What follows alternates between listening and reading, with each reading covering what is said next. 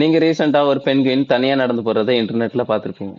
இது 2007ல Encounters at the End of the World அப்படிங்கிற ஒரு டாக்குமெண்ட்ல கேப்சர் பண்ணப்பட்ட ஃபுட்டேஜ். ஃபர்ஸ்ட் இந்த பெண்குயினை பத்தி சொல்றேன். இந்த பெண்குயின்லாம் கூட்டமா தான் வாழும், கூட்டமா தான் சாப்பிடும்.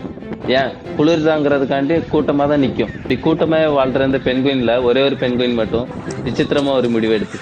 ஆனா இந்த டாக்குமெண்ட்ரி எடுத்த வெர்னர் ஹெர்சாக் ஒரு விஷயத்த நோட் பண்றாரு.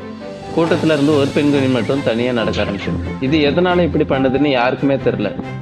பட் அந்த ஃபுட்டேஜை பார்த்துட்டு ஒவ்வொருத்தரும் ஒவ்வொரு கருத்து முன் வைக்கிறாங்க. பட் நான் என்ன நினைக்கிறேன்னா அதுக்கு அந்த மவுண்டைன் போகணும்னு ரொம்ப நாள் ஆசையா இருந்திருக்கலாம்.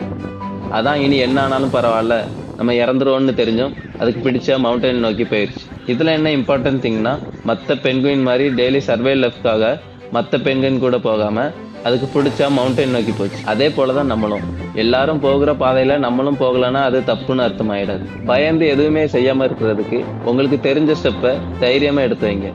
Success in your hands. ஏன்னா different path doesn't mean wrong path.